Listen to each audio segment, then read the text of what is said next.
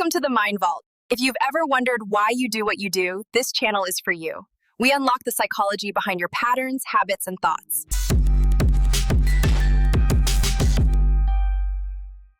There's this idea that being alone is somehow a sign of weakness, right? Something you should avoid at all costs. Well, today we're going to flip that whole idea on its head. We're going to see how choosing to be alone isn't about being lonely. It's actually a path to discovering a really profound, unshakable kind of strength. So, let's dive in. And just to be clear, this isn't some abstract philosophical thing. The stakes here are incredibly high. I mean, look at this. A major study found that being chronically lonely is as bad for your health as smoking 15 cigarettes a day. That is serious. But here's the crucial thing we have to get right away. The loneliness that hurts us is not, and I mean not, the same thing as the solitude that can make us strong. In fact, they're polar opposites. And that brings us right to the core distinction for everything we're talking about today. Loneliness, that's that passive, painful feeling of being cut off. Something that happens to you. But solitude? That's a choice. It is the active, voluntary decision to step away from the world for a bit, not to run from it, but to actually connect with yourself. It's a skill, really, and it's one we've kind of forgotten how to use. Yeah, this fear of being alone, it runs deep in our culture, doesn't it? We act like it means we've failed somehow or that we're unwanted, but what is it that we're really afraid of when we're scared of being by ourselves? The philosopher Jean-Paul Sartre had this super famous line, "Hell is other people." Now, it sounds harsh, but he wasn't saying people are just plain awful. What he meant was that when we're around other people, we suddenly see ourselves through their eyes. We feel their judgment, their expectations. We become an object in their world. And that constant gaze, that's where the anxiety really comes from. So now, that difference between loneliness and solitude becomes crystal clear, right? Loneliness is that painful feeling of being unseen for who you really are, trapped by that fear of judgment.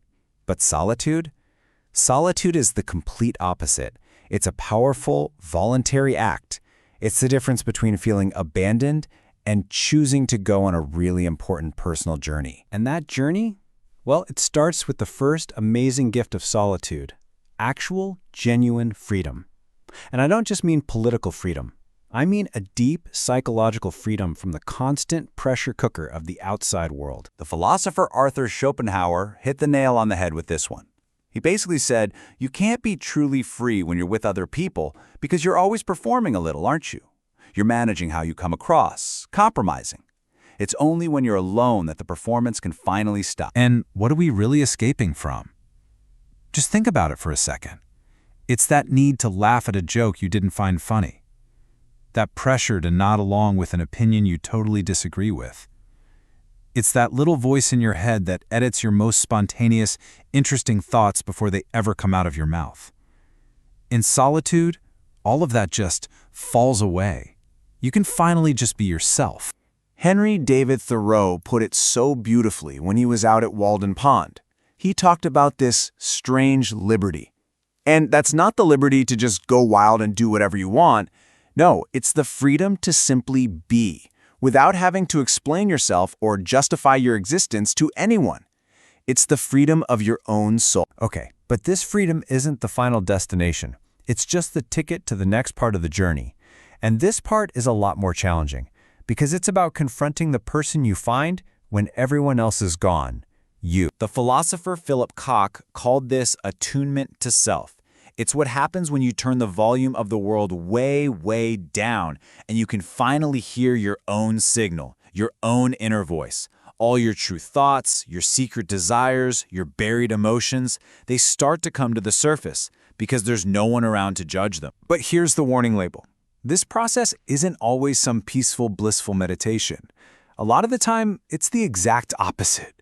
The silence can be deafening, because it gets filled with all the tough emotions and uncomfortable truths we use society's noise to drown out.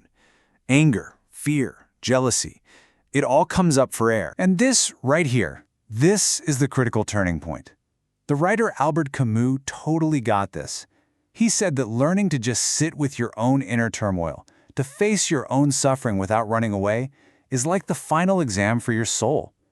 If you can pass that test, If you can just endure that self-confrontation, you come out the other side with a kind of wisdom and self-mastery that is unshakable. This is where real, durable strength gets built.